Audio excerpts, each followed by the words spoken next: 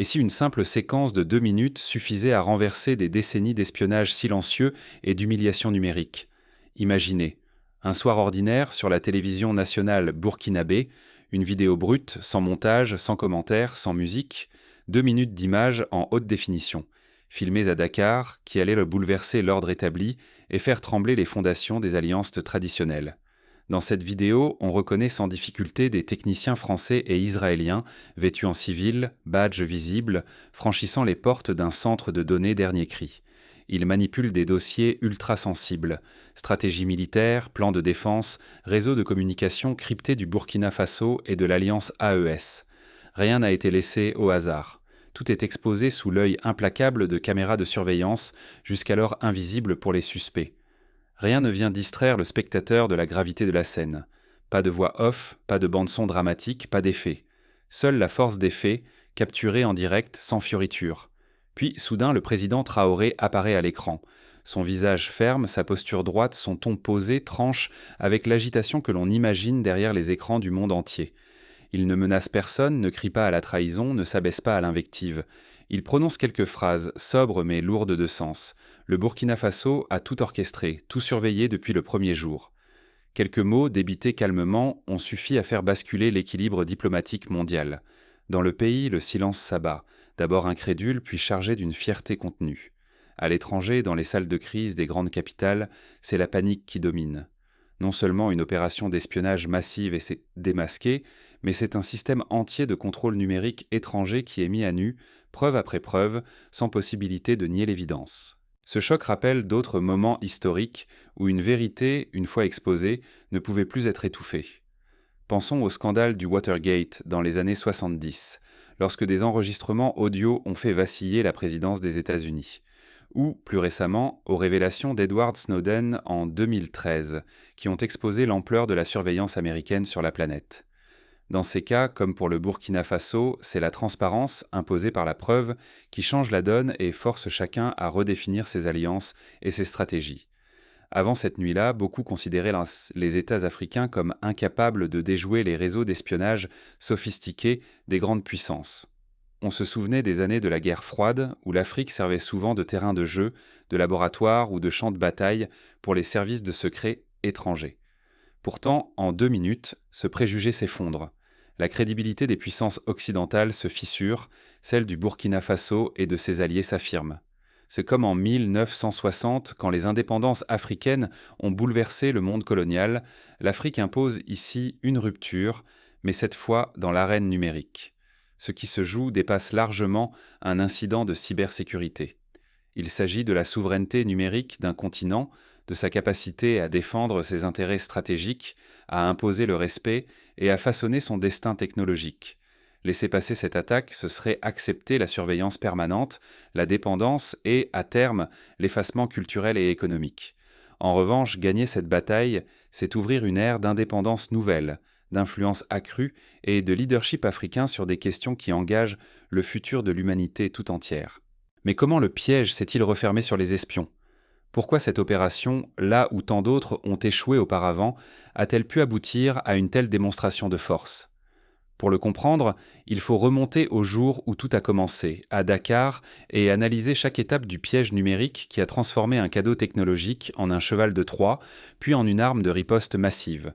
Tout commence par une offre irrésistible, la promesse de bâtir un centre de données régional ultramoderne à Dakar, censé renforcer la cybersécurité de l'alliance AES. Sur le papier, c'est un partenariat exemplaire, financé par la France et les Émirats arabes unis, destiné à propulser l'infrastructure numérique ouest-africaine sur le devant de la scène. Serveurs de dernière génération, stockage en nuage, liaison satellitaire ultra rapide, module de chiffrement dernier cri, le tout supervisé par des contractuels français et des consultants israéliens en cybersécurité. Ce scénario rappelle d'autres épisodes où une aide technologique s'est transformée en outil d'influence ou d'espionnage. Dans les années 80, par exemple, des sociétés occidentales avaient offert à l'Union soviétique des équipements informatiques modernes qui contenaient sans des failles intentionnelles permettant l'espionnage industriel par les États-Unis. Plus récemment, la polémique autour de la société Huawei a enflammé la scène internationale, certains pays accusant la Chine d'utiliser ses équipements de télécommunications pour surveiller des infrastructures étrangères. Le cas du centre de Dakar s'inscrit dans cette longue histoire de la technologie offerte, mais jamais gratuite. Derrière la générosité affichée du projet, un plan d'infiltration redoutablement subtil se met en place. L'objectif réel ?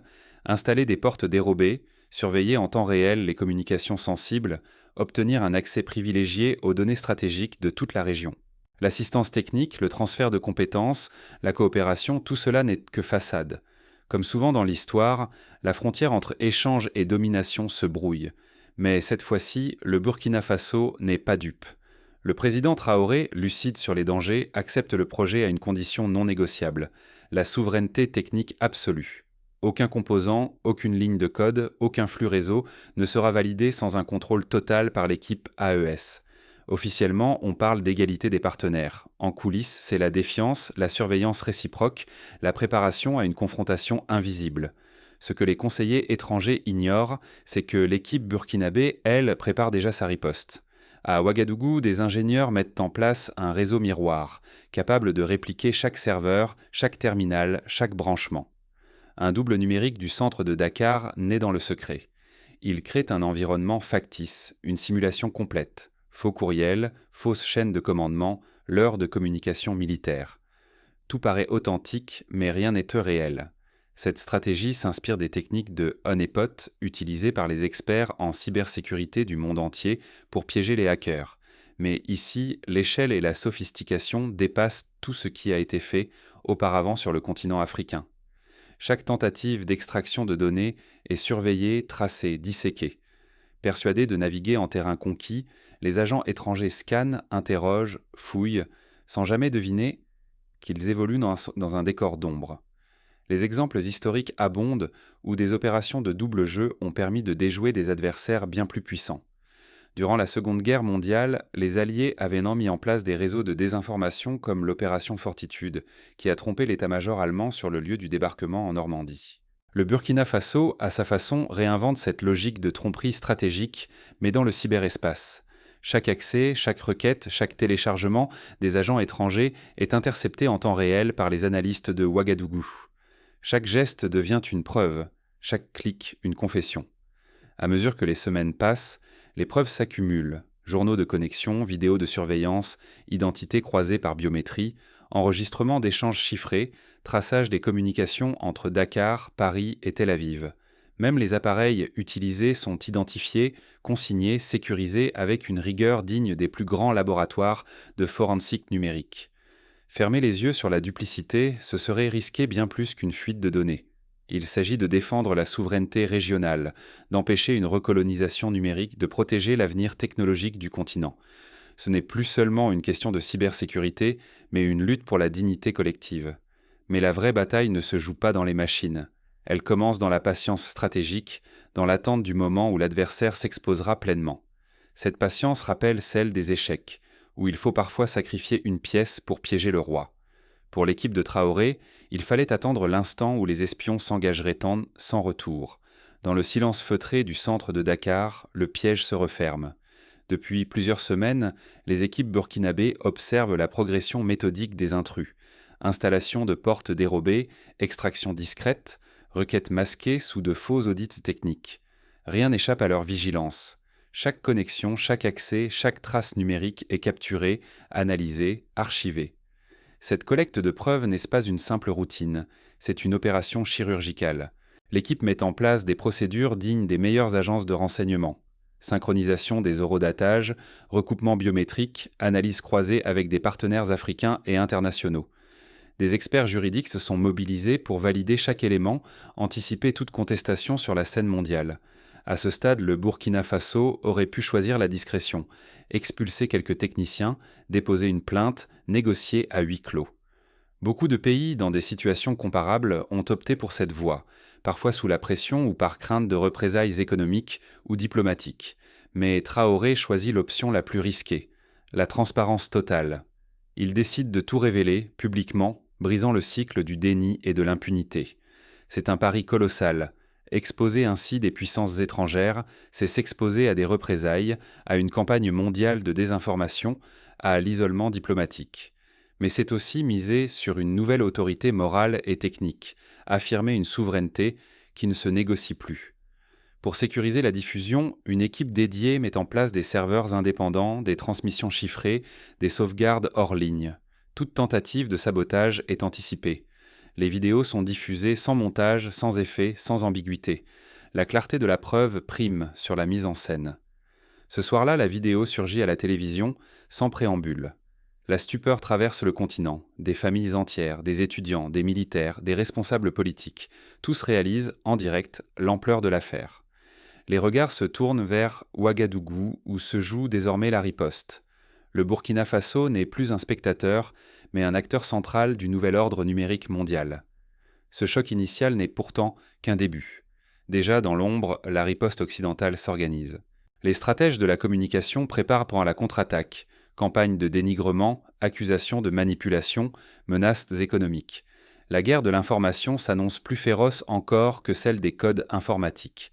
La révélation bouleverse l'agenda diplomatique. Chaque camp doit choisir son camp. Mais derrière les écrans, la guerre de l'information ne fait que commencer. Une vérité révélée peut-elle résister à la tempête des mensonges ? Lorsque le Burkina Faso expose l'opération d'espionnage, la riposte occidentale ne se fait pas attendre. Dès les premières heures, une vague de dénigrement s'abat. Accusations de trucage, de manipulation, d'incompétence, de propagande. Les médias relaient les doutes, des experts contestent l'authenticité des preuves, des diplomates dénoncent des montages anti-occidentaux. L'objectif ? Semer la confusion, noyer la vérité sous le doute. Mais cette fois, la stratégie d'intoxication rencontre un mur, l'anticipation discrète de l'AES. Les techniciens burkinabés ont tout prévu. Toutes les preuves, vidéos, journaux, extraits de données, métadonnées, sont inscrites dans un registre blockchain public inviolable dont l'empreinte numérique est disponible à tout laboratoire indépendant dans le monde. Cette transparence prive les détracteurs de leur arme favorite, l'opacité des sources. Rapidement, plusieurs centres de cybersécurité à Accra, Pretoria, Berlin, Buenos Aires et même New Delhi confirment l'authenticité des documents. La charge de la preuve bascule, ce ne sont plus les Africains qui doivent se justifier, mais les réseaux d'espionnage démasqués qui doivent en répondre. En quelques jours, l'affaire embrase le continent. Dans les universités, dans les parlements, des débats inédits s'ouvrent sur la souveraineté numérique, l'urgence de réformer les accords technologiques, la nécessité d'infrastructures nationales de cybersécurité. Au Sénégal, en Côte d'Ivoire, au Togo, des motions parlementaires émergent pour auditer tous les contrats numériques étrangers. À Bamako et Niamey, des forums citoyens se tiennent, exigeant la publication de tous les traités technologiques signés depuis 20 ans. Dans le monde du renseignement, un nouveau syndrome s'installe, le Ouagadougou Effect. Désormais, la hantise de l'exposition publique, la crainte de voir chaque opération documentée, diffusée sans filtre, se répand dans les agences occidentales. L'Afrique n'est plus un terrain d'essai discret. Elle devient un espace de riposte, où la transparence devient une arme stratégique. Cet effet miroir se retrouve dans d'autres contextes. Après les révélations de Snowden, la NSA a dû revoir ses procédures, multiplier les audits internes, renforcer la formation en sécurité et instaurer des mécanismes de contrôle croisés. De même, après l'affaire Cambridge Analytica, de nombreux gouvernements ont imposé des lois plus strictes sur la gestion des données personnelles. L'affaire du centre de Dakar oblige tout le monde à repenser l'équilibre entre sécurité, souveraineté et transparence. Derrière ce choc, l'enjeu se précise. Si la preuve s'efface ou se dilue, la souveraineté s'effrite et la domination étrangère perdure. Mais si elle s'impose, alors l'ordre numérique mondial vacille. L'Afrique ne se contente plus de résister. Elle invente une nouvelle manière de gérer les crises, alliant maîtrise technologique, audace politique et diplomatie de la preuve. À Dakar, le centre de données résonne encore du choc. Mais pour Traoré, le plus difficile commence, transformer une victoire tactique en transformation durable. De la réaction à la refondation, quand la souveraineté devient pilier, l'affaire du centre de Dakar ne se limite pas à l'arrêt d'une tentative d'espionnage, elle révèle une faille systémique et pousse l'alliance AES à agir. Moins de 2 semaines après la diffusion, les chefs d'État se réunissent à Ouagadougou. Leur objectif ? Inscrire la riposte dans la durée, bâtir le pacte des données souveraines. Ce texte fondateur impose une règle inédite. La propriété nationale totale de chaque infrastructure numérique, du plus petit serveur à la plus fine fibre. Toute installation étrangère doit dorénavant subir des audits réguliers, menés exclusivement par des ingénieurs locaux. La transparence technique devient la norme, l'époque des boîtes noires imposées de l'extérieur s'achève. Cette politique s'inspire de modèles déjà éprouvés ailleurs. En Corée du Sud, par exemple, la loi impose que toutes les données sensibles des citoyens soient hébergées sur le territoire national, sous contrôle exclusif des autorités publiques. En Allemagne, la législation sur la souveraineté numérique est l'une des plus strictes du monde, interdisant à des entreprises non européennes tout accès aux infrastructures stratégiques sans contrôle total de l'État. La communauté internationale vacille. Les grandes puissances, prises de court, cherchent à rassurer, multiplient les offres de nouveaux partenariats, tentant de négocier des exceptions. Mais dans la rue africaine, de Lagos à Kinshasa, la jeunesse s'embrase. On réclame non seulement le contrôle des données, mais aussi l'accès aux formations technologiques, la création de champions nationaux du numérique, la fin de la dépendance aux plateformes étrangères. Pour donner corps à ce nouveau modèle, les États membres de l'AES investissent massivement dans la formation d'ingénieurs et la création d'écoles spécialisées en cyberdéfense. À Bamako, des cohortes de jeunes experts s'entraînent sur des simulateurs de cyberattaques. À Niamey, une task force continentale se structure, prête à intervenir en cas d'intrusion ou de chantage numérique. Mais l'AES ne garde pas jalousement sa doctrine. Elle la partage, code source ouvert, module de formation, assistance technique circule vers d'autres pays du Sud. Au sein de l'Union africaine, une résolution invite chaque pays à auditer ses infrastructures critiques. À l'ONU, la voix de l'AES porte une vision ambitieuse. La souveraineté numérique fondée sur l'égalité, la responsabilité, la coopération sud-sud. Ce changement profond ne touche pas que les institutions. Il transforme la culture politique. Là où régnait la méfiance et la réaction d'urgence, s'imposent de méthodes, stratégies, anticipation. La résistance devient autorité, la défiance se mue en leadership. L'Afrique entre dans le cercle de ceux qui dictent les règles, non de ceux qui les subissent.